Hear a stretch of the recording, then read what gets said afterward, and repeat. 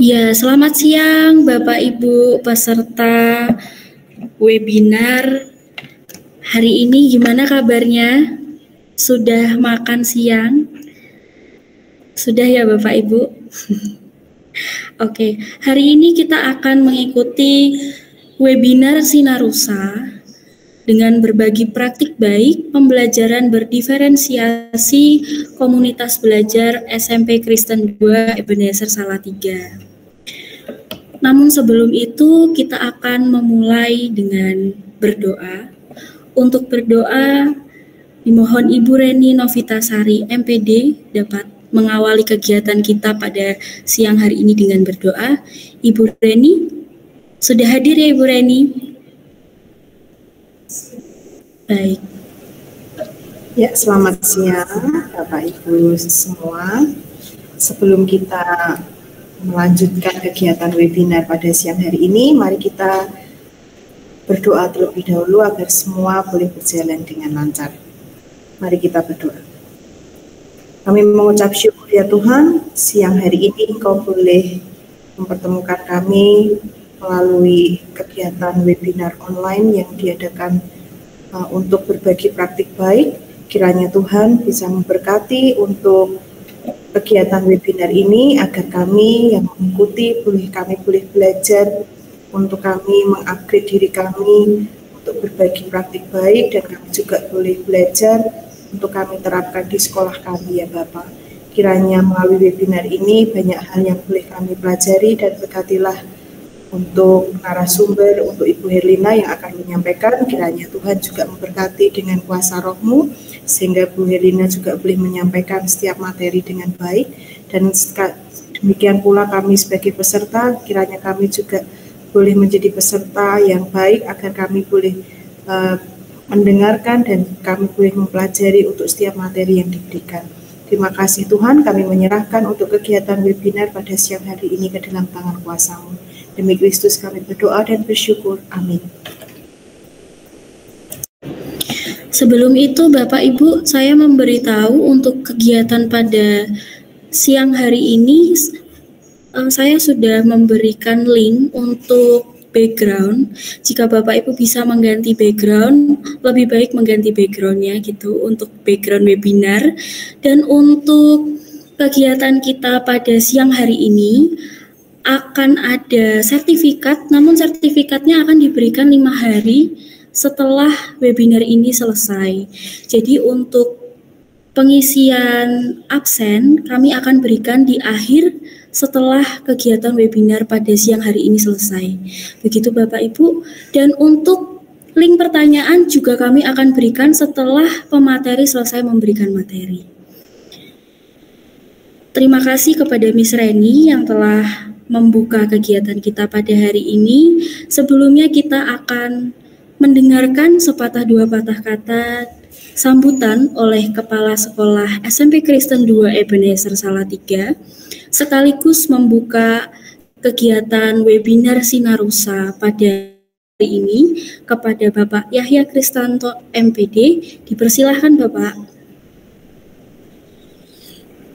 Baik, terima kasih waktunya Bu Dorema.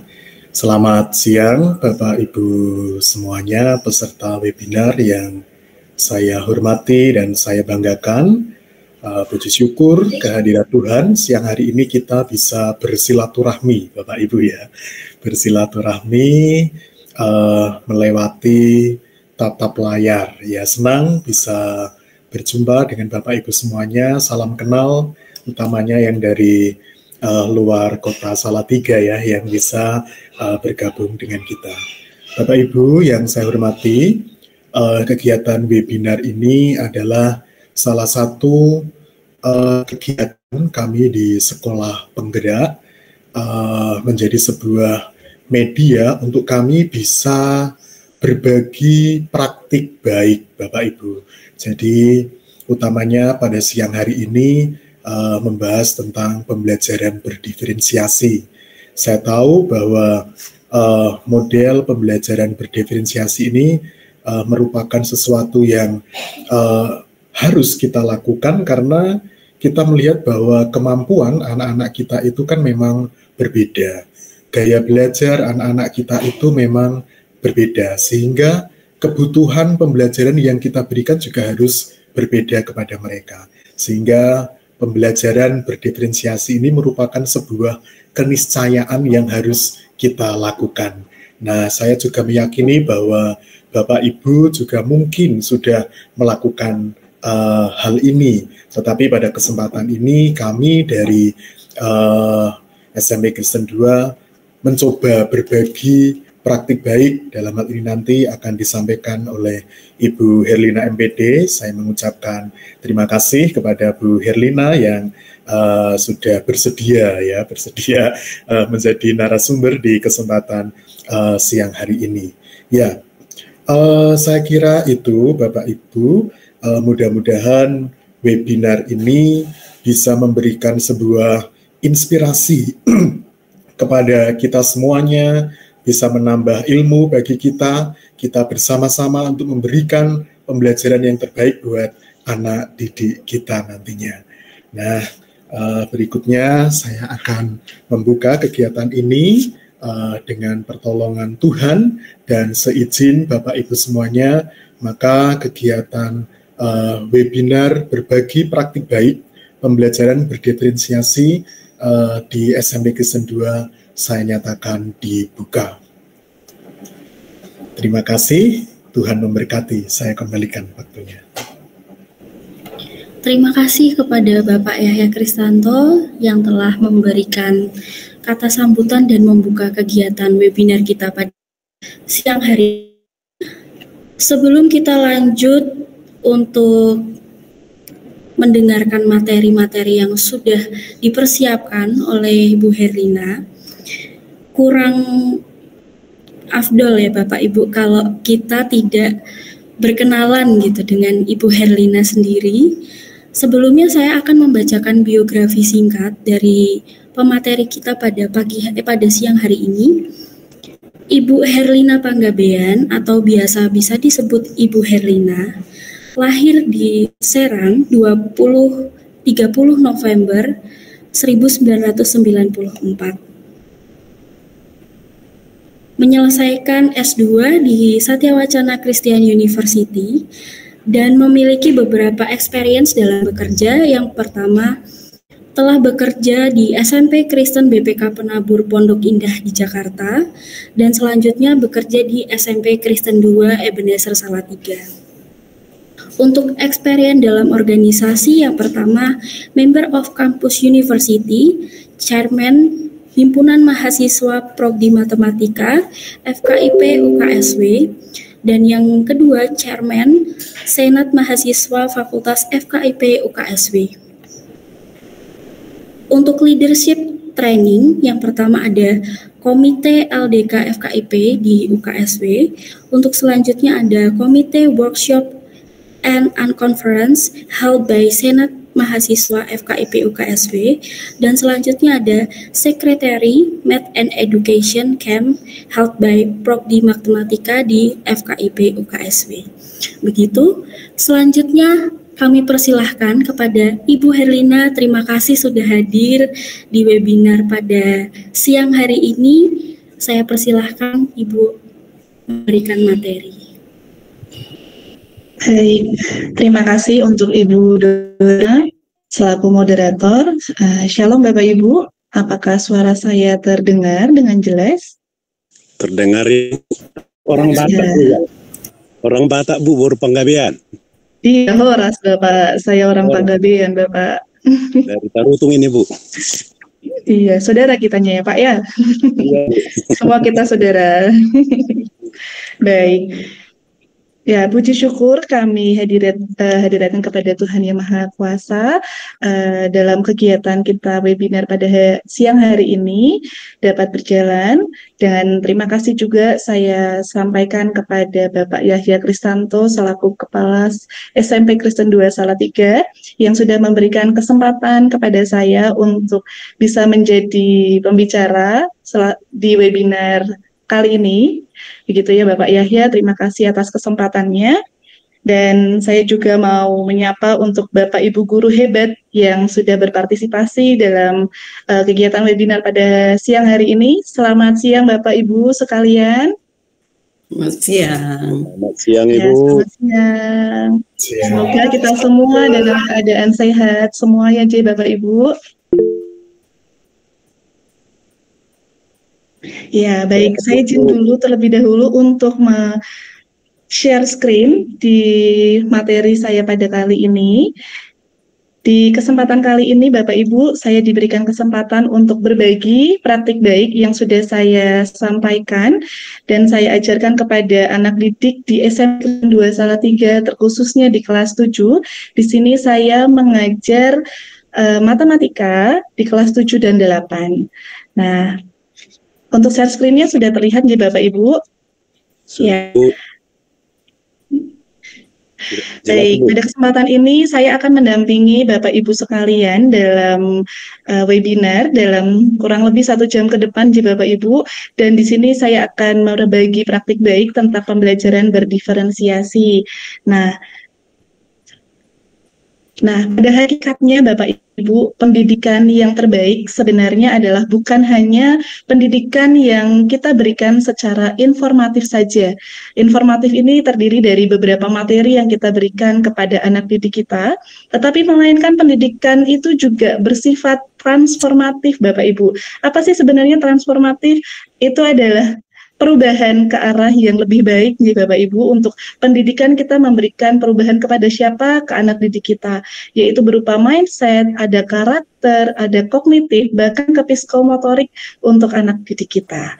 Nah, ada juga yang mengatakan dalam filosofi pendidikan, yaitu ada Bapak sejarawan, yaitu adalah Ki Hajar Dewantara, yaitu Bapak Pendidikan Indonesia, yang mengatakan bahwa pendidikan yang berpihak itu adalah pada anak-anak. Nah, ini sebenarnya yang menjadi landasan dasar kita sebagai guru, yaitu melakukan pembelajaran, yaitu sebagai pendekatan untuk mengajar siswa-siswi kita.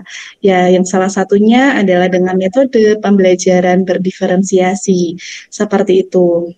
Nah, Bapak Ibu, sebelum kita memulai, saya mau membuka sedikit pertanyaan kepada Bapak Ibu. Bolehkah saya minta tolong Bapak Ibu menunjukkan jarinya, yaitu menunjukkan angka 1 seperti apa? Boleh diaktifkan dulu kameranya Bapak Ibu, angka jari 1-nya seperti apa, J? Karena kebetulan saya mengajar matematika. Nah, sudah ada Miss Reni, Bu Dorema, sudah menunjukkan angka 1-nya. Ada Ibu Ir. Mungkin Bapak Ibu yang lain boleh diaktifkan kameranya sambil saya melihat sejauh mana mindset kita untuk angka 1. Pak Yahya tadi sudah menunjukkan angka 1-nya seperti ini. Ya, yang lainnya boleh untuk sambil dilihatkan gitu ya. Mungkin ada yang masih belum on cam ya.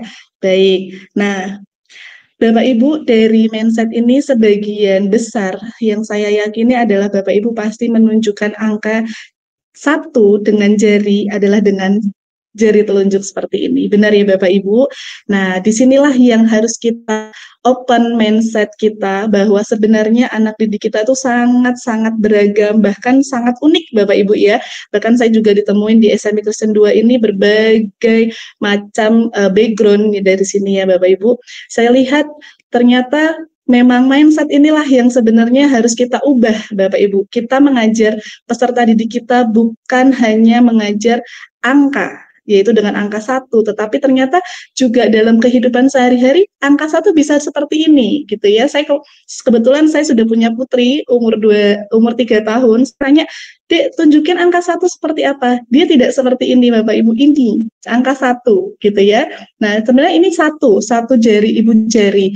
Nah, jari telunjuk seperti ini, jari tengah itu 1 ya Bapak Ibu, tapi kebanyakan kita di negeri Indonesia ini jari tengah itu artikan dengan hal yang salah gitu ya, padahal sebenarnya ini jari tengah gitu ya, ada jari manis, ada jari kelingking, seperti itu. Jadi di awal ini saya ingin mengajak Bapak Ibu semua untuk membuka mindset kita kepada peserta didik kita yang akan kita ajarkan, seperti itu. Bahkan sebenarnya mereka itu punya mindset yang berbeda, tidak harus kita samakan dengan mindset yang kita miliki. Itu dasarnya Bapak Ibu. Baik, selanjutnya, nah, saya mendapatkan metode ini dari pelatihan yang dari sekolah.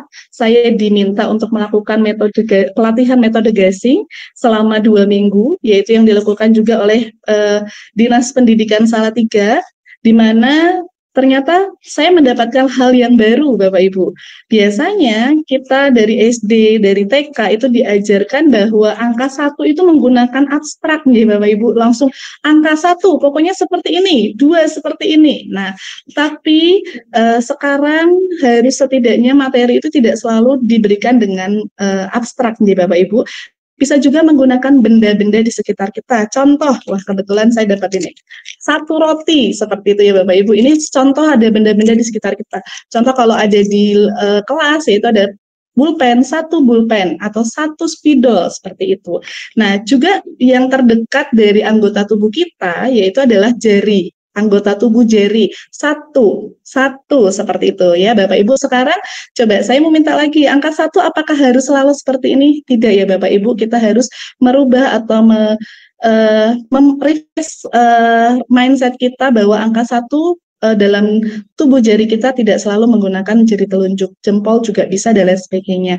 Juga bisa menggunakan media ajar Bapak Ibu dengan menggunakan kartu atau alat peraga yang lain yang kita secara simpel kita bisa buat seperti itu. Barulah dari saat kita sudah memberikan konkret, kita bisa lanjut untuk ke abstrak Bapak Ibu. Baru kita, oh tadi gimana? 1 pulpen, kita akan menuliskan secara abstrak seperti ini ya, 1. Nah, jadi kita bisa mengajarkan ke hal abstrak. Apalagi anak-anak SMP ini banyak sekali materi, contohnya adalah aljabar yang nanti akan saya berbagi praktik baik, itu sangat-sangat abstrak. Tetapi di sini saya akan mengajarkan mereka dari hal yang konkret terlebih dahulu, Bapak Ibu.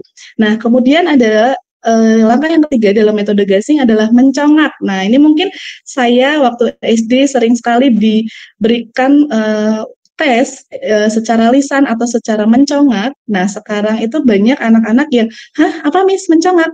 Kita nggak tahu apa itu. Nah, banyak yang sebenarnya mencongak ini hal yang positif Bapak Ibu. Sebenarnya dengan mencongak ini, anak-anak atau siswa ini dapat memahami konkret dan abstrak lebih dalam lagi. Nah, bisa dengan cara selain mencongak kita mendikte, oke, silatkan tangannya, 1, langsung 3. Nah, jadi mereka bisa dengan angka 3 itu bukan hanya seperti ini ya Bapak Ibu. 3 itu bisa seperti ini. Nah, seperti ini juga bisa kita artikan dengan angka 3. Atau misalnya dengan keris dusa. Nah, ini kita punya lambang keris dusa dengan angka seperti ini. Ini 3, gitu ya. Nah, kemudian dengan gerak dan lagu. Nah, 1, lagu itu kayak gimana ya? Nah, seperti kalau 1 kan lurus, jadi bisa kita set, gitu. Kalau 2, set, nah kita bisa menggunakan gerak dan lagu. Jadi dibuat semenarik mungkin, sekreatif mungkin, seperti itu. Juga bisa dengan menggunakan permainan sederhana. Mungkin bisa cepat-cepatan antara teman dan satu dengan yang lainnya, menunjuk angka yang sudah disediakan oleh papan tulis. Nah, dari situ sebenarnya kita juga dituntut Bapak Ibu untuk belajar lebih daripada siswa-siswi kita. Oke. Selanjutnya, nah di sini Bapak Ibu kita akan masuk ke dalam pembelajaran berdiferensiasinya. Dan saya yakini Bapak Ibu semua yang berpartisipasi dalam kegiatan webinar ini pasti sudah melakukan pembelajaran berdiferensiasi. Mungkin cuma tidak selalu, oh itu tuh sudah diferensiasi toh. Nah, seperti ini yang kadang kita yang tidak secara nyata tidak terlalu sadar bahwa apa yang kita lakukan itu sudah berdiferensiasi. Nah, sebenarnya apa sih pembelajaran berdiferensiasi itu dan apa sih tujuannya? dan apa sih langkah-langkahnya. Dan di sini kita akan belajar bersama-sama Bapak Ibu. Dan di sini saya juga bukan berarti saya terlalu mumpuni, tapi di sini saya juga belajar, banyak belajar. Saya juga belajar dari rekan sejawat saya, ada Ibu Ani di sini. Saya banyak sekali belajar dari beliau. Saya juga banyak belajar dari Bapak Ibu guru di Krisdusa di sini yang sangat-sangat hebat, yang sangat membantu dalam mendukung pembelajaran gitu, Bapak Ibu. Nah, sebenarnya definisi pembelajaran berdiferensiasi itu adalah suatu pendekatan pembelajaran yang dirancang untuk memenuhi kebutuhan belajar yang beragam dari setiap siswa yang ada di dalam kelas. Nah, kalau di swasta sendiri kami kelas kecil sekitar 25 sampai 30 siswa. Nah, di situ kami nggak mungkin melihat semua mereka kebutuhan belajarnya adalah A, tetapi kita perlu melihat kebutuhan mereka tuh seperti apa ya. Nah, nanti di sini akan saya share untuk sharing bersama-sama bagaimana sih strategi dan langkahnya. Nanti kita akan di slide selanjutnya.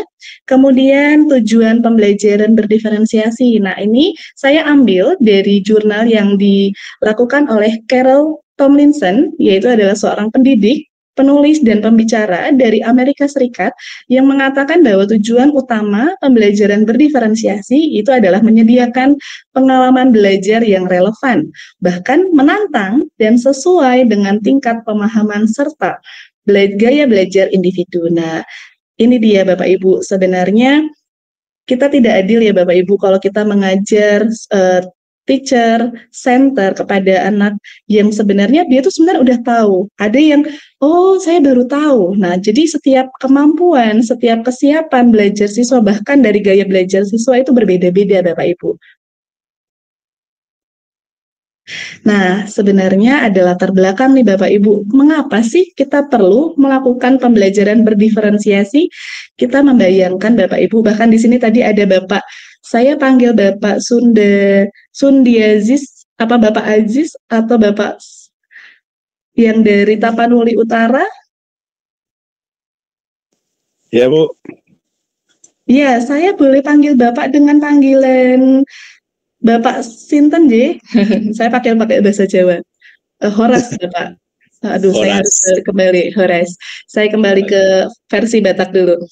Tapi saya nggak bisa bahasa Batak, Bapak. Saya bisanya dong-adong hepeng ini, Bapak. Iya, Bu. Iya, Bapak. Iya, Bapak, boleh saya tahu, di Tapanuli Utara, apakah juga benar dari setiap siswa itu juga beragam ya, Bapak ya? Siswa-siswinya apakah semua dari keluarga yang berada atau bahkan keluarga yang sangat harmonis atau seperti apa, Bapak? Kalau boleh kita saling sharing gitu. Semua tetap berbeda-beda, Bu. Dari latar belakang rumah tangga, keluarga berbeda juga, Bu. Biarpun satu suku. Benar ya, Bapak ya? Iya, biarpun satu suku, dia tetap berbeda, Bu. Benar. Tergantung pendidikannya di rumah gitu, Bu. Benar, Bapak, benar. Nah, ini Bapak Ibu, walaupun kita dari ujung Sabang sampai Merauke, kita pasti punya perbedaan, Bapak Ibu. Bahkan di tempat kami juga ada yang siswa dari Batak, dari Jawa, Sunda, Kalimantan, Papua, bahkan ya Bapak Ibu juga hadir di tempat ini. Bahkan kalau di Salatiga itu sebenarnya adalah minoritas. Banyak yang datang ke Salatiga tuh untuk datang ke pendidikan gitu ya. Nah, dilihat dari sini saat kita melihat mereka datang ke sekolah kita, memilih sekolah yang mereka pilih, tidak adil jika kita sebagai guru menyampaikan materi pembelajaran, bahkan melakukan asesmen pembelajaran dengan cara atau dengan satu cara yang sama kepada semua siswa, begitu ya. Oke, next. Nah, di sini yang kita lihat sebenarnya keberagaman murid itu sangat banyak ya, tapi di sini saya merangkum sedikit ada beberapa keberagaman yang siswa-siswa kita miliki. Salah satunya yang paling mendasar adalah keluarga. Nah, ada murid kita yang berasal dari keluarga yang kurang mampu mungkin dalam hal untuk mengakses teknologi. Bahkan sekarang sudah banyak sekali pembelajaran yang menggunakan teknologi seperti handphone, laptop, atau internet. Nah, tapi ada keluarga yang tidak bisa mendukung seperti itu, Bapak Ibu. Ada juga yang keluarga yang sangat memberikan kebebasan anaknya untuk teknologi, tetapi menyalahgunakan. Mereka lebih mementingkan game daripada pembelajaran. Nah, dari sini keberagaman keluarga juga sangat-sangat berpengaruh ya Bapak Ibu. Kemudian juga ada murid yang memiliki kesulitan bahasa. Satu sisi kita menggunakan bahasa Jawa, tetapi ada murid kita yang berasal dari luar Pulau Jawa, sehingga saat masuk ke dalam pembelajaran dia sulit untuk menerimanya, mungkin seperti itu. Kemudian ada juga yang murid yang memiliki karakteristik yang unik ya Bapak Ibu, ada yang juga dia terlalu bosan, ada yang suka sangat semangat saat datang ke sekolah, seperti itu. Kemudian dari segi kemampuan kognitif di sini setiap murid juga sangat berbeda. Ada yang sangat kognitifnya sangat tinggi, ada yang sedang, ada yang juga rendah. Kemudian ada daya juang ini ya Bapak Ibu, daya juang anak-anak kita yang saat ini sedang melemah karena terlalu banyak bermain game. Jadi saat datang ke sekolah itu antara malas, antara ngantuk, bosan dan sebagainya. Dan daya juangnya mereka lebih mementingkan untuk lebih ke udah deh saya mengandalkan teman, seperti itu ya. Kemudian emosional, di emosional sini banyak yang sebenarnya anak itu pintar, tapi karena dia punya masalah misalnya dengan dirinya atau masalah dengan keluarganya, jadi dia terbangun sekolah. Nah, di situ banyak hal yang kita bisa pelajari di dalam keberagaman murid kita, Bapak Ibu. Jadi kita tidak harus satu persatu memahami mereka, tetapi nanti dari sini kita akan belajar apa sih yang harus kita cek, yang harus kita lakukan di pembelajaran diferensiasi ini. Nah, jadi intinya Bapak Ibu, perbedaan karakteristik siswa yang kita identifikasikan ada 3. Yang pertama yaitu ada kesiapan belajar Bapak Ibu. Nah, ada 3. Yang pertama kesiapan belajar. Sebenarnya apa sih Bapak Ibu untuk kesiapan belajar ini? Kita setidaknya tahu pengetahuan awal setiap siswa yang kita miliki itu berbeda. Bisa kita dengan cara secara kognitif kita berikan tes assessment awal, atau kita cek dengan misalnya pakai Kahoot seperti itu. Nanti kita akan belajar media apa saja sih yang bisa kita gunakan. Kemudian yang kedua itu adalah dengan minat belajar. Nah, minat belajar setiap siswa juga memiliki topik yang berbeda Bapak Ibu. Nanti akan lebih rinci lagi, saya akan menjelaskan. Dan yang ketiga adalah tentang profil belajar. Nah, profil di sini adalah setiap siswa memiliki cara belajar yang efektif yang berbeda. Lebih di sini nanti akan saya tekankan adalah ke gaya belajar ya Bapak Ibu. Nah, yang pertama saya akan menjelaskan di sini adalah tentang kesiapan belajar. Nah, di sini juga saya ambil kutip lagi dari jurnal yang dibuat oleh Carol Tomlinson. Di sini ada kesiapan belajar setiap siswa berbeda. Ada yang kesiapan belajarnya mereka itu sangat mendasar, artinya yang tadi saya jelaskan di awal tentang mindsetnya mereka, tidak selalu kita harus memberikan materi itu dengan menggunakan abstrak nih Bapak Ibu, tetapi kita juga bisa memberikan mereka untuk yang benda-benda konkret seperti itu. Jadi materi kita bisa dari yang level mendasar, yang lebih sederhana, jadi mereka lebih memahaminya, baru kita akan memberikan pembelajaran secara kompleks. Nah, kemudian ada juga yang terstruktur, ada yang pembelajarannya secara terstruktur, ada juga yang secara terbuka, atau misalnya tanya jawab kepada siswa-siswinya. Nah, kemudian ada juga yang biasanya pembelajaran kita secara kelompok, ada yang mandiri. Nah, biasanya secara kelompok ini ada siswa yang selalu tergantung kepada temannya yang pintar. Yang biasa, jadi saya bergantung sama temannya saja, Bapak Ibu. Biasanya ini yang harus kita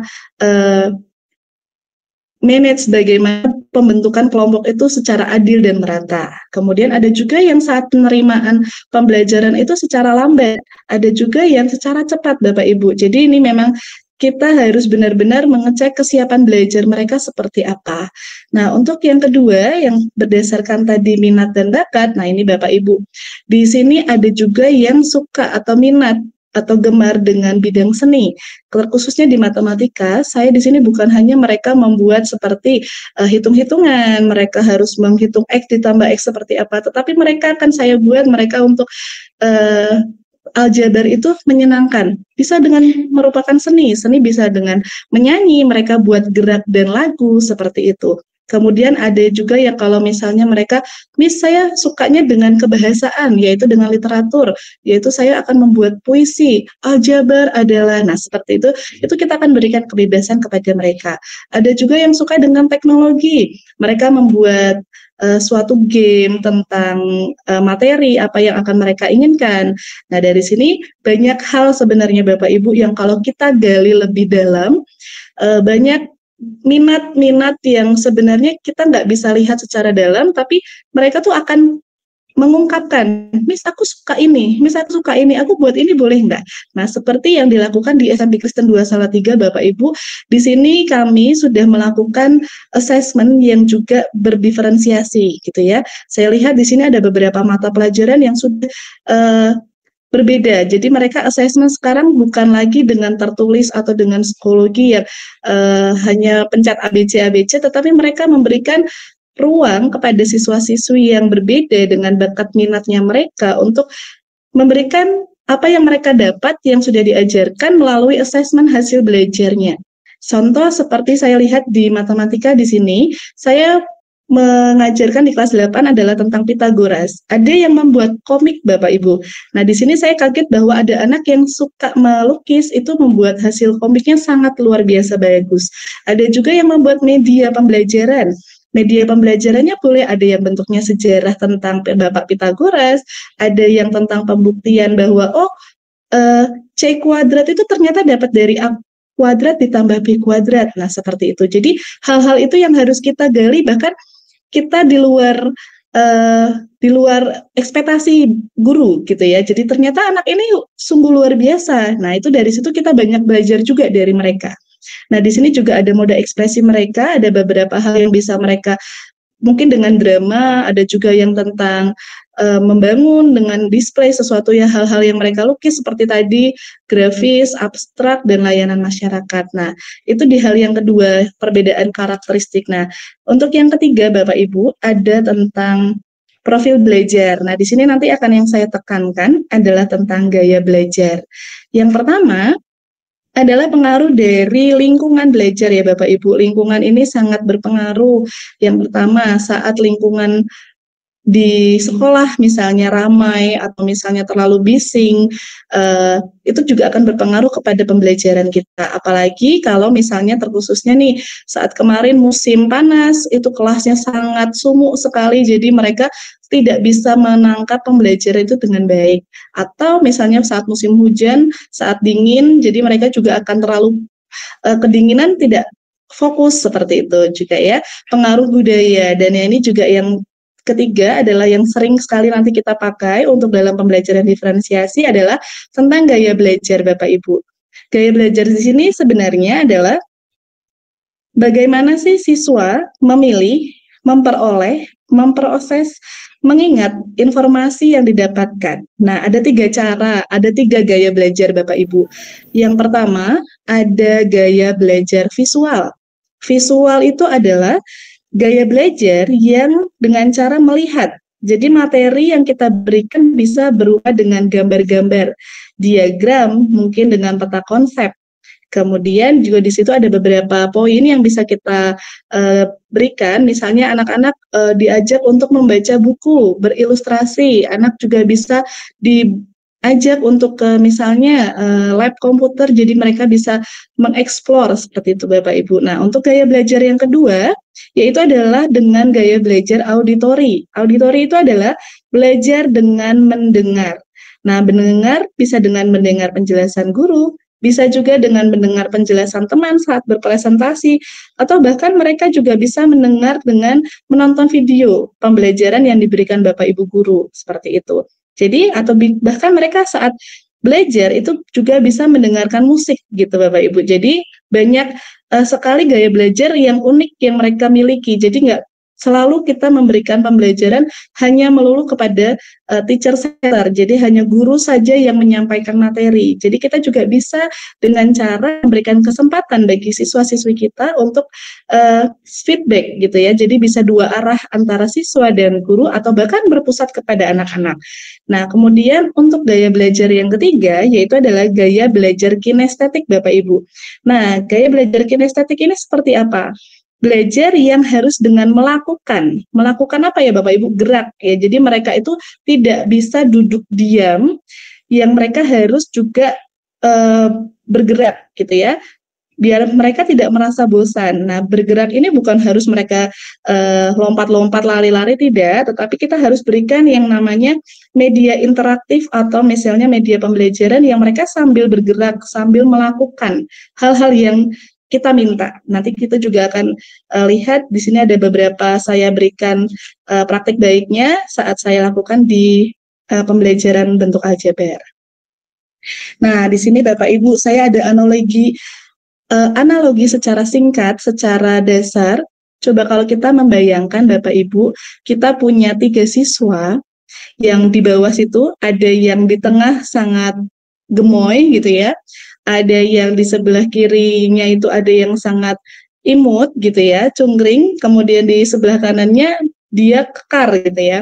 Nah, kalau kita membayangkan Bapak Ibu, dari 3 siswa ini memiliki ukuran baju yang berbeda-beda, tetapi saat kita ajarkan kepada mereka atau kita memberikan mereka baju yang sama dengan ukuran yang di tengah Bapak Ibu, contohnya sebut saja dia gemoy gitu ya, kita berikan baju yang sama kepada gemoy, kasihan kepada yang baju yang berbadan kurus seperti itu. Jadi kita harus memberikan pembelajaran yang sesuai dengan siswa-siswi kita. Contoh seperti kita, saat kita mau memilih baju, beli baju nih, kita akan memilih baju yang pas dengan bentuk badan kita. Bahkan kita harus memilih yang kalau bisa kita harus lebih cantik gitu kan Bapak Ibu, jadi harus yang lebih berbeda. Nah, seperti itu juga dalam pembelajaran, kita sebagai guru juga akan memberikan pendekatan yang berbeda kepada siswa-siswi kita. Semoga mereka saat kita ajarkan, mereka memahami Bapak Ibu apa yang kita ajarkan gitu ya. Tetapi yang saya tahu bahwa kita tuh guru juga bukan robot ya Bapak Ibu yang semua bisa kita lakukan. Nah, tetapi apa sih yang harus kita lakukan? Strategi apa dan langkah apa yang harus kita lakukan dalam pembelajaran berdiferensiasi ini? Nah, sebelum lanjut, Bapak Ibu masih semangat, J? Saya tahu di sini jam-jam riskan ini, antara ngantuk, lapar, dan masih semangat, Bapak Ibu? Udah siang, Bu. Oh iya, Bapak. Aduh, boleh makan di rumah masing-masing, Bapak. Ya, sama-sama makan kan bukan beda tempat. Nah iya, yang penting kita bersama-sama gitu. Oke Bapak Ibu, saya bolehkah bertanya, menurut Bapak Ibu dari penjelasan sedikit singkat dari saya, siapakah sih yang lebih pintar antara Bapak B.J. Habibie dengan Cristiano Ronaldo Bapak Ibu? Coba saya mau bertanya kepada Bapak Ibu semua. Sama pintarnya. Wah, ini dia beda kalau jawaban dari guru penggerak. Ya, mungkin dari Bapak Ibu guru yang dari luar Krisdusa mungkin boleh memberikan pendapat. Jadi Bapak Ibu boleh angkat tangan atau langsung dibuka speakernya, boleh saya izinkan. Boleh ya Ibu Dorema? Sama-sama pintar Bu, cuman beda kepintarannya, beda bidangnya Bu. Luar biasa, berarti ini bukan saya yang menjelaskan, tapi memang Bapak Ibu semua ini sudah pintar, sudah luar biasa. Benar Bapak Ibu, dari B.J. Habibie dan Cristiano Ronaldo ini tidak ada yang lebih pintar, benar. Tetapi semua sama-sama pintar, cuma memang dari bidangnya ya Bapak ya, tadi yang Bapak, saya panggil Bapak Pardede, boleh ya Pak ya, saya izin ya Pak. Bisa Bu. Ya. Baik Bapak, benar Bapak tadi jawabannya, semua sama-sama pintar, tapi memang berbeda bidang ya Bapak ya. Yang satu bidangnya dalam pembuatan pesawat, yang satu ahli gocek-gocek dalam lapangan seperti itu ya. Kalau kita tukar Bapak Ibu, apakah Bapak Habibie bisa menggocek di lapangan? Belum tentu gitu ya. Ataukah Bapak Cristiano Ronaldo juga kalau kita suruh membuat pesawat malah jadi nggak bisa terbang gitu ya Bapak Ibu ya. Nah seperti itu yang hal simpel yang bisa kita pelajari sedikit tentang materi tentang pembelajaran berdiferensiasi Bapak Ibu. Nah di sini saya akan masuk sedikit lagi ke dalam pembelajaran berdiferensiasinya. Semoga masih belum ngantuk ya Bapak Ibu, semangat karena sebentar lagi selesai Pak Bapak Ibu. Nah, untuk filosofinya sendiri dalam pembelajaran berdiferensiasi sebenarnya pada dasarnya siswa itu memiliki kekuatan dalam bidang-bidang tertentu ya Bapak Ibu yang sudah tadi saya jelaskan sedikit dari B.J. Habibie dan Bapak Cristiano Ronaldo sendiri. Kemudian semua siswa juga memiliki bidang yang butuh dikuatkan. Nah, mungkin ada anak yang bidangnya itu di art, di seni, ada juga yang bidangnya di science. Jadi kita harus melihat dari tadi ya Bapak Ibu, dari gaya belajar, kesiapan belajar, bahkan bakat minat yang mereka miliki apa. Kemudian setiap otak siswa kita unik seperti sidik jari. Sidik jari kita setiap pribadi itu berbeda. Jadi anak-anak murid kita juga jangan disamakan satu dengan yang lain. Kita harus melihat dari kepribadian mereka seperti apa. Nah, juga tidak ada kata terlambat ya Bapak Ibu untuk belajar. Semua pasti ada waktunya bisa untuk belajar untuk lebih baik.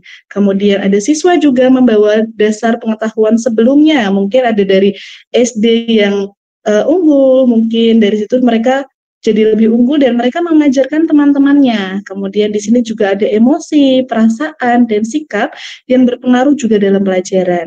Di sini ada filosofi lagi tentang siswa juga belajar dengan cara dan waktu yang berbeda. Dan yang terakhir, semua siswa dapat belajar. Kita akan memberikan semua kesempatan mereka belajar, yaitu adalah tidak ada kata terlambat ya Bapak Ibu untuk belajar. Kemudian selanjutnya,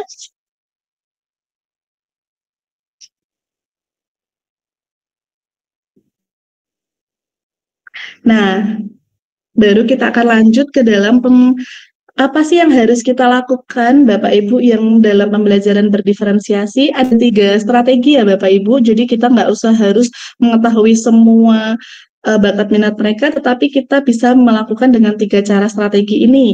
Yang pertama yaitu adalah dengan konten Bapak Ibu. Konten tersendiri ini adalah berhubungan dengan apa yang akan kita ajarkan, yaitu disesuaikan lagi dengan kurikulum merdeka, yaitu adalah CP-nya, TP, dan ATP yang akan kita ajarkan kepada siswa-siswi kita. Nah, dalam konten ini sebenarnya apa sih yang harus kita buat? Nanti akan saya jelaskan, yaitu adalah bahan ajar yang akan kita siapkan Bapak Ibu. Nah, di sini yang paling penting adalah konten apa sih yang harus mau kita ajarkan kepada siswa-siswi kita. Kemudian untuk yang diferensiasi yang kedua itu adalah proses ya Bapak Ibu. Di proses ini adalah nanti berisi tentang apa yang sudah kita rancang dan apa yang kita akan buat, yaitu adalah kita akan melakukan kegiatan-kegiatan yang bermakna kepada siswa-siswi kita sesuai dengan instruksi yang tepat. Nanti akan ada contohnya lagi di dalam praktik baik saya. Dan yang ketiga itu adalah produk atau assessment-nya. Nah, hasil yang akan kita ukur Bapak Ibu dari TP atau tujuan pembelajaran yang kita rancang. Apakah sudah sesuai, apakah belum sesuai, apakah sudah bahkan melebihi dari TP yang sudah kita ajarkan. Jadi seperti itu Bapak Ibu. Nah, gambaran selanjutnya yang harus kita siapkan.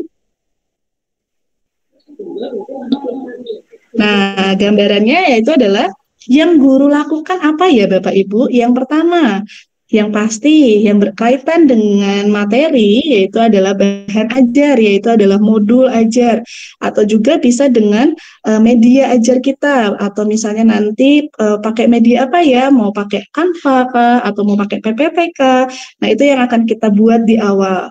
Kemudian di proses yaitu adalah berhubungan dengan cara siswa memahami, bisa menggunakan gaya belajar nanti Bapak Ibu. Contohnya kita akan bagi kelompok sesuai dengan gaya belajar, ada auditori, ada visual, dan ada kinestetik. Kemudian yang ketiga adalah produk yang adalah berhubungan dengan hasil belajar siswa. Karena dari prosesnya berbeda, maka hasilnya nanti akan berbeda gitu Bapak Ibu. Atau kita mau hasil produknya aja nih yang berbeda, bisa Bapak Ibu. Nanti tergantung saat kita pembuatan modul ajarnya. Nah, dari pembelajaran diferensiasi biasanya hanya guru saja yang membuat, tetapi siswa bagaimana? Bagaimana siswa terlibat?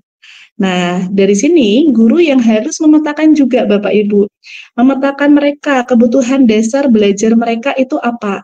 Dari 3 tadi strateginya tadi, yaitu adalah kesiapan belajar mereka seperti apa, bisa menggunakan nanti, yaitu adalah assessment awal atau dulu disebut dengan tes diagnosis. Ya Bapak Ibu, di awal kita bisa memberikan mereka adalah dengan Google Form atau misalnya dengan tes akademik secara singkat, mereka ngecek, oh berarti ini sudah siap nih untuk bisa melanjutkan materi yang akan kita ajarkan, atau biasanya ada materi prasyarat Bapak Ibu. Nah, kemudian itu adalah minat dan bakat, biasanya ini bisa digunakan Google Form atau angket kuesioner yang biasanya guru BK juga yang memberikan adalah di assessment awal untuk anak-anak kelas 7 yang di dalam SMP memberikan adalah kuesioner bakat minat apa sih yang harusnya mereka gali seperti itu ya. Jadi dari sini bisa di-share juga kepada Bapak Ibu guru mapel. Jadi bisa meringankan beban guru mapel. Jadi kita bisa saling kolaborasi dengan guru ya Bapak Ibu. Dan yang terakhir adalah tes gaya belajar. Nah, tes gaya belajar ini nanti akan saya share link juga, ada di situ tentang Aku Pintar Bapak Ibu. Jadi nanti di situ materi ini nanti akan juga saya bisa bagikan ke Bapak Ibu. Bisa ada beberapa link yang akan bisa diklik, yaitu adalah Aku Belajar. Nah, nanti dari situ nih gaya belajar mereka seperti apa? Adakah mereka yang auditory, adakah mereka yang visual, dan adakah mereka yang kinestetik seperti itu? Oke, nah di sini yang akan saya berbagi praktik baiknya adalah langkahnya. Langkah apa sih yang harus kita lakukan Bapak Ibu di awal? Di sini saya share adalah tentang kemarin saya supervisi dengan Pak Yahya. Yang pertama, saya sebelum melakukan pembelajaran berdiferensiasi, saya merancang dulu Bapak Ibu modul apa yang harus akan saya ajarkan kepada anak-anak. Nah, di sini saya mengajarkan tentang penjumlahan dan pengurangan bentuk aljabar. Tapi sebelumnya saya sudah melakukan tes kepada anak-anak peserta didik di kelas 7A, yaitu adalah dengan cara tes kognitif mereka, yaitu dengan mengecek dulu nih, apakah mereka sudah memahami unsur-unsur aljabar. Kalau sudah lebih memahami, barulah kemarin di sini saya lihat sekitar 83% mereka sudah memahami tentang bentuk aljabar, barulah saya bisa lanjut ke dalam penjumlahan dan pengurangan bentuk aljabar. Nah, baru kemudian media pembelajaran yang saya ajarkan ini dengan saya melakukan assessment, yaitu tentang gaya belajar Bapak Ibu. Nah, gaya belajarnya yaitu ada beberapa hasil. Nanti di sini gaya belajarnya adalah, nah, di sini saya berdasarkan hasil yang saya sudah lakukan, yaitu ada sekitar 52,2%, yaitu ada mereka yang memiliki gaya belajar kinestetik, yang 34,8% menggunakan gaya belajar visual, dan yang sedikit 13% itu adalah menggunakan auditori Bapak Ibu. Nah, di prosesnya dan produknya nanti, saya menggunakan 2. Jadi saya akan ambil 2 yang terbesar, yaitu kinestetik dan visual Bapak Ibu. Nah, di kinestetiknya, yang di visualnya dulu terlebih dahulu Bapak Ibu, saya menggunakan LKPD yang berbeda dari siswa yang akan kelompoknya visual dengan siswa yang kinestetiknya kelompoknya kinestetik. Nah, nanti LKPD ini sebenarnya sama-sama dengan materi penjumlahan dan pengurangan bentuk aljabar. Nah, nanti yang di visual ini saya berikan barcode yang nanti mereka bisa buka dengan handphonenya, mereka akan menonton video pembelajaran yang berkaitan dengan permasalahan-permasalahan yang ada di kehidupan sehari-harinya. Setelah itu mereka akan dibimbing dengan LKPD dan nanti saya sebagai guru fasilitator yang akan membantu mereka. Kemudian di kinestetik Bapak Ibu, ini saya melakukan sebagai permainan, mungkin Bapak Ibu pernah tahu permainan komunikata.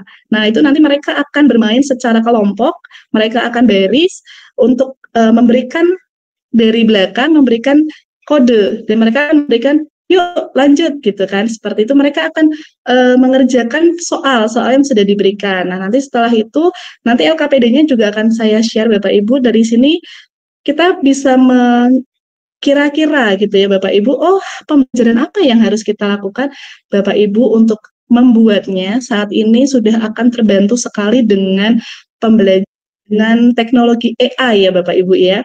Nah, AI ini nanti ada beberapa media yang akan saya share kepada Bapak Ibu. Media apa saja sih yang bisa kita gunakan?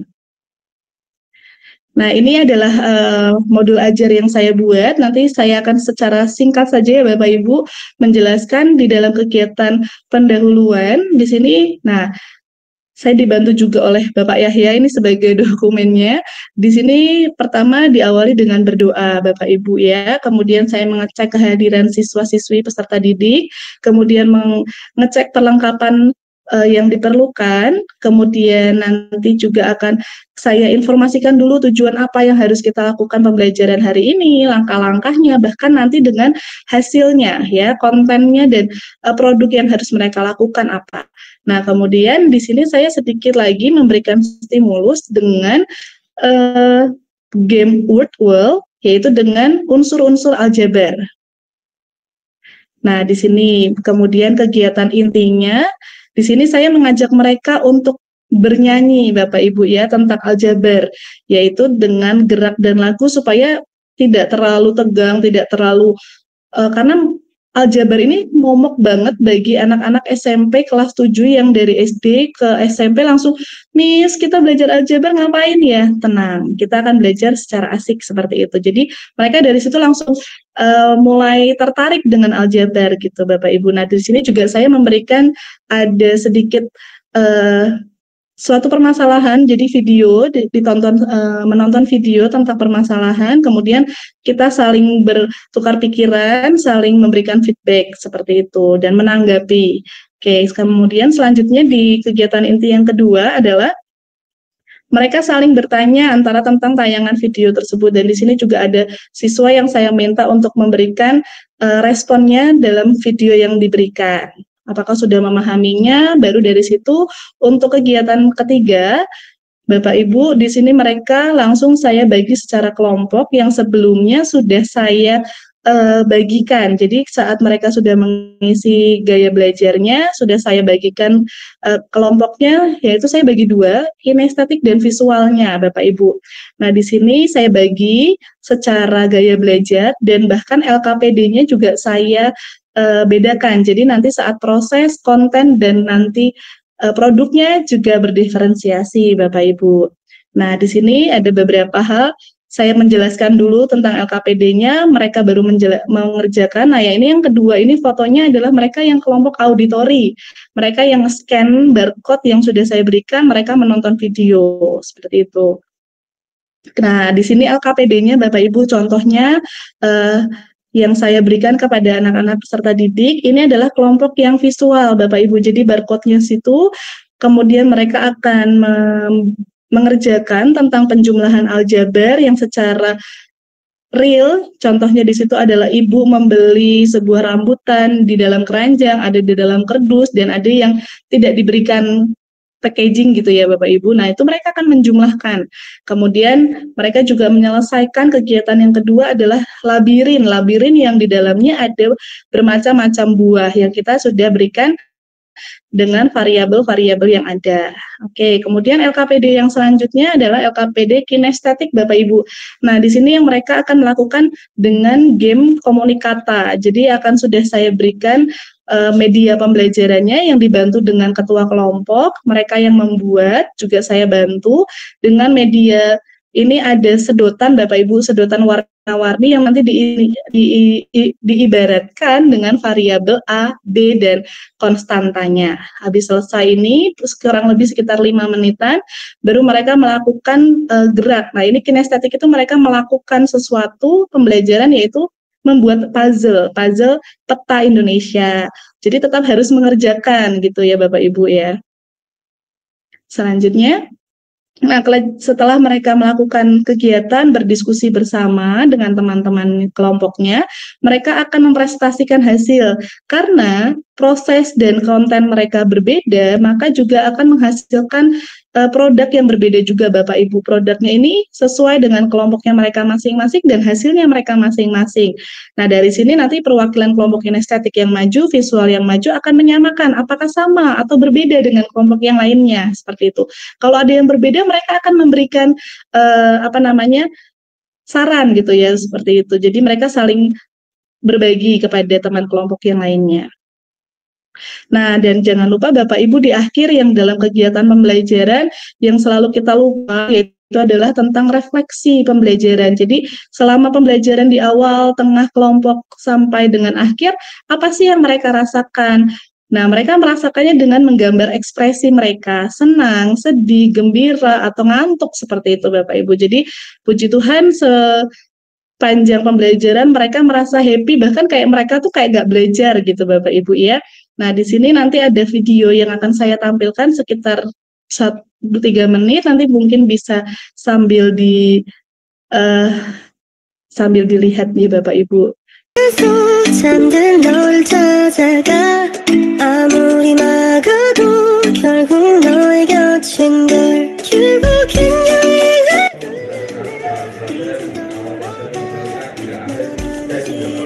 Ya, di sini di awal pembelajaran memberikan informasi.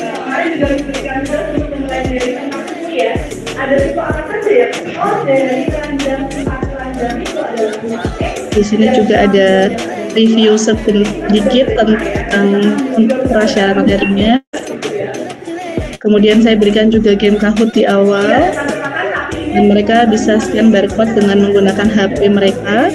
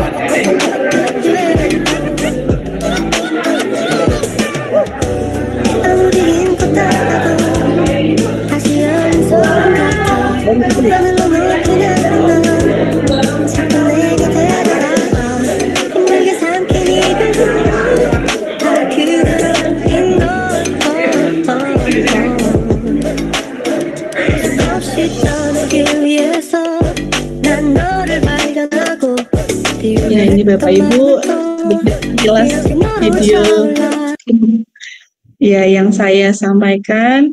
Ya, demikian dan sekian berbagi praktik baik yang saya sudah lakukan Bapak Ibu. Kurang lebihnya saya mohon maaf. Mungkin saya akan kembalikan waktu dan tempat kepada Ibu Dorema selaku moderator. Terima kasih. Ya, terima kasih banyak untuk Ibu Herlina yang telah memberikan materi luar biasa ya Ibu ya mengenai praktik baik pembelajaran berdiferensiasi. Sebelumnya saya ingin menyapa Ibu Iriatun sebagai Dirlak Ebenezer. Terima kasih Ibu sudah menyempatkan bergabung di webinar Sinarusa pada hari ini. Kepada Ibu Srita Karini selaku pengawas SMP, terima kasih juga Ibu sudah hadir dalam webinar pada siang hari ini. Untuk Bapak Samroni Kolit selaku Kepala SMP Negeri 7 Salatiga, selamat datang Bapak, terima kasih sudah bergabung dalam webinar juga pada siang hari ini. Sebelum itu saya akan masuk ke dalam sesi pertanyaan, begitu ya Ibu Herlina? Untuk sesi pertanyaan ini, ada beberapa yang sudah mengumpulkan pertanyaan di link Google Form. Untuk pertanyaan yang pertama, pertanyaannya, bisakah webinar ini diterapkan di tingkat dasar? Begitu. Untuk yang bertanya ada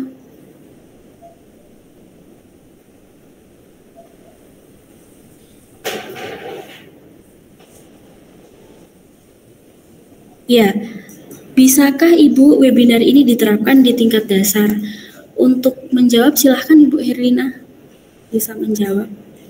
Iya, baik Ibu Dorema, terima kasih untuk waktunya. Ya, Bapak Ibu, untuk pertanyaan ini, webinar ini apakah bisa dilakukan di tingkat dasar? Sangat-sangat bisa Bapak Ibu. Sebenarnya tergantung dari kembali lagi ke kita, yaitu guru secara mapel, yaitu misalnya di guru SD atau misalnya di TK, bahkan di SMP, bahkan di tingkat perguruan tinggi pun Bapak Ibu, pembelajaran berdiferensiasi ini sangat kita penting dilakukan bagi kita, yaitu supaya mengenal lebih dalam karakteristik peserta didik kita Bapak Ibu. Jadi saat kita mengajarkan tidak selalu melulu memang kita mengajarkan dengan cara yang teacher center ya Bapak Ibu, yang terlalu berpihak kepada guru. Kita juga bisa sekali-sekali menanyakan sebenarnya mereka mau belajar seperti apa. Bahkan kalau misalnya di TK itu sangat kreatif sekali kalau misalnya kita mau contohnya misalnya kita mau tentang dunia fauna gitu ya Bapak Ibu, kita bisa aja keluar kelas, kita akan mencari binatang-binatang yang ada di sekeliling kelas. Nah, misalnya anak ini menangkap belalang. Nah, biarkan misalnya ada 2 atau 3 siswa mereka yang melihat belalang itu secara misalnya dari bentuk tubuhnya, warnanya. Nah, itu kan dari situ mereka sudah melakukan berdiferensiasi. Ada yang menangkap capung seperti itu. Jadi, mereka melakukan hal-hal yang sebenarnya memang Bapak Ibu kita secara tidak sadar atau tidak tidak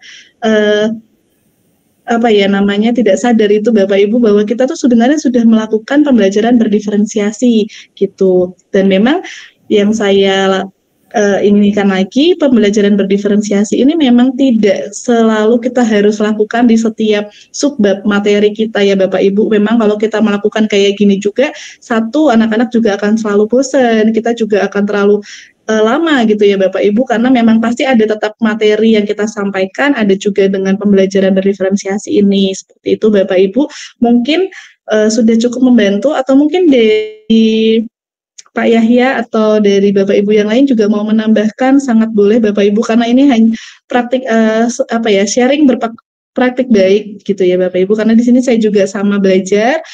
Menurut saya sih bisa untuk dilakukan di tingkat dasar. Seperti itu Ibu Dorema. Baik, terima kasih Ibu Hena atas jawabannya. Untuk Bapak Ibu yang ingin memberikan pertanyaan, bisa memberikan pertanyaan lewat chat. Mungkin ada Bapak Sundiasis ingin bertanya, Bapak bisa langsung memberikan pertanyaan. Ya, selamat siang Ibu. Saya mau bertanya, dalam pendidikan berdiferensiasi, yang jadi masalah ketepatan saya kan guru SMK, guru di bidang otomotif.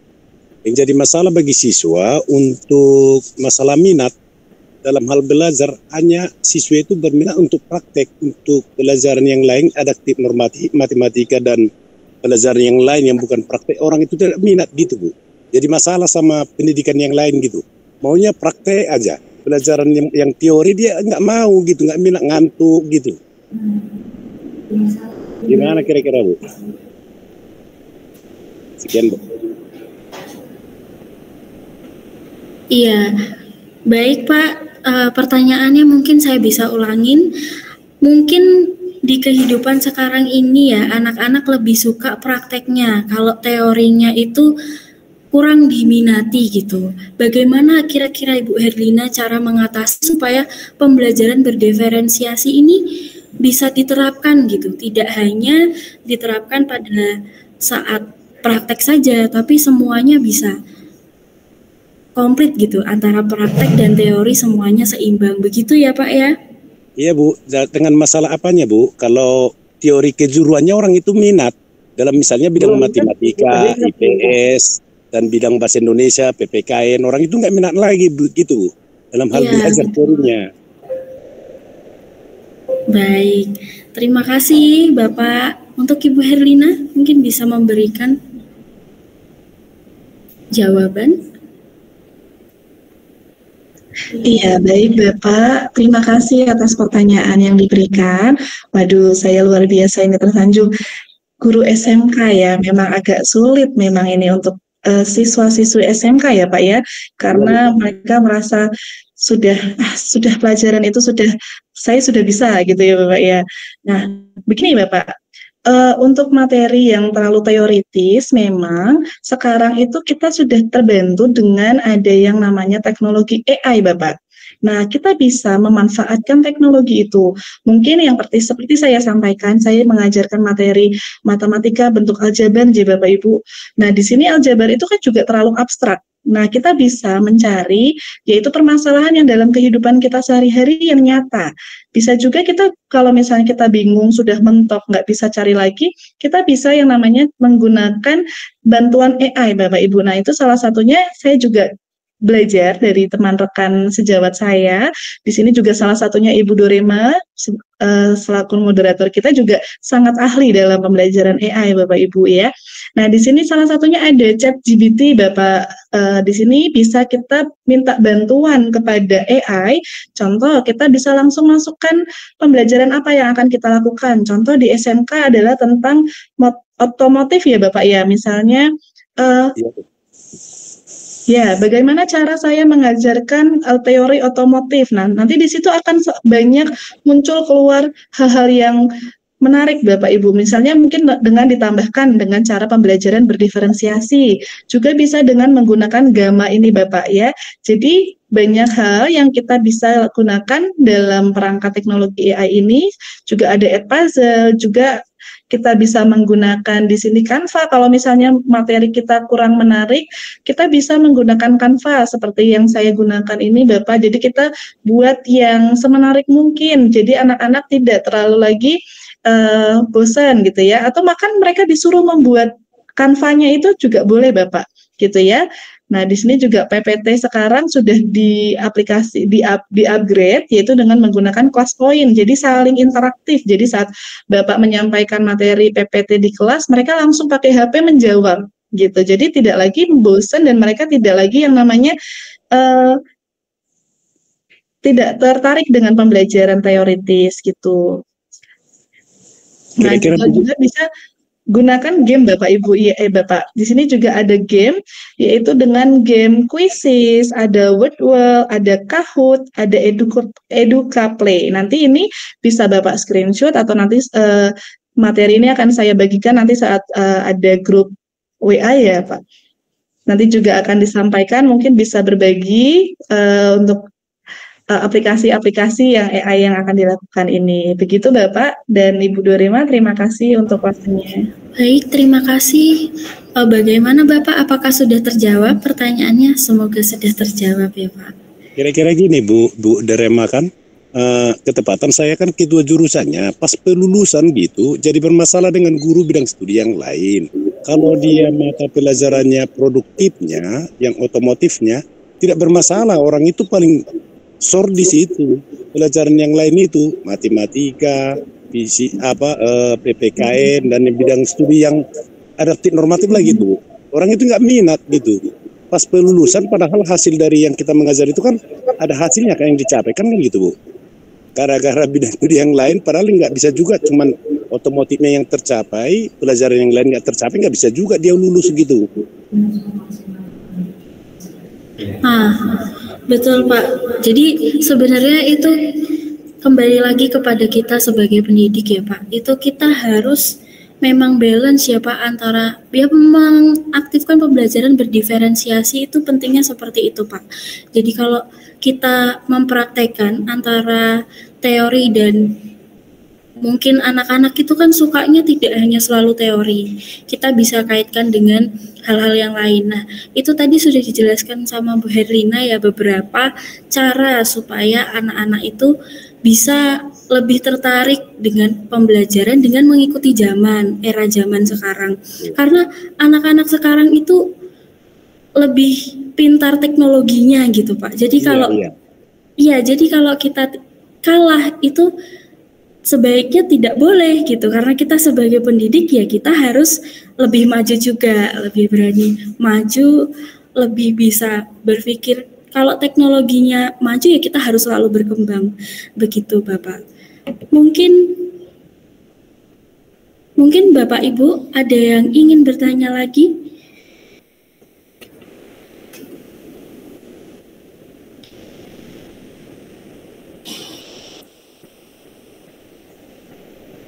Baik, ini Pak Sabar Kasunu. Saya pakai SketchUp saat belajar matematika D3. Bisa Bapak? Bisa. Untuk yang ingin bertanya lagi, apakah ada Bapak Ibu? Sebelum saya mengakhiri kegiatan webinar pada sore hari ini. Izin bertanya sekali lagi Bu Dorema, nanti sertifikatnya dari mana Bu? Baik. Email Pak, nanti kami akan kirim melalui email ya Pak. Begitu. Jadi Bu, ya? Materi dan sertifikat akan dikirimkan melalui email. Untuk link yang sudah kami sediakan itu Pak, ada link di chat itu saya sudah kirim untuk link daftar hadir. Begitu. Sepertinya sudah tidak ada pertanyaan. Tidak ada ya Bapak Ibu. Baik, terima kasih kepada Ibu Herlina yang telah memberikan materi yang luar biasa untuk kami dapat sama-sama belajar praktik baik begitu ya Ibu ya, dalam pembelajaran berdiferensiasi. Tentunya pembelajaran berdiferensiasi itu banyak ya Bu ya. Kita tidak hanya berfokus pada satu saja, tapi semua bakat minat anak-anak itu penting kita tahu, kita paham, kita bisa melek teknologi gitu. Untuk mengakhiri kegiatan kita pada hari ini, saya akan memberikan beberapa pengumuman. Untuk sertifikat kami akan kirimkan paling lambat pada 5 hari setelah webinar.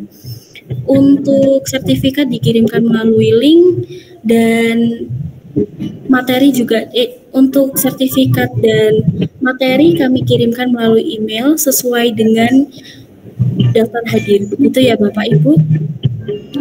Sebelum mengakhiri kegiatan pada sore hari ini, saya minta untuk Ibu Herlina masih bisa on cam ya Bu? Iya, untuk Ibu Sari Tarigan, apakah ada? Hadir ada Bu Dorema. Baik, dimohon Ibu Sari Tarigan untuk dapat berdoa penutup. Mari Bapak Ibu, sebelum kita menutup acara webinar berbagi praktik baik pada siang hari ini, kita akan menutupnya di dalam doa. Kita satukan hati, kita berdoa.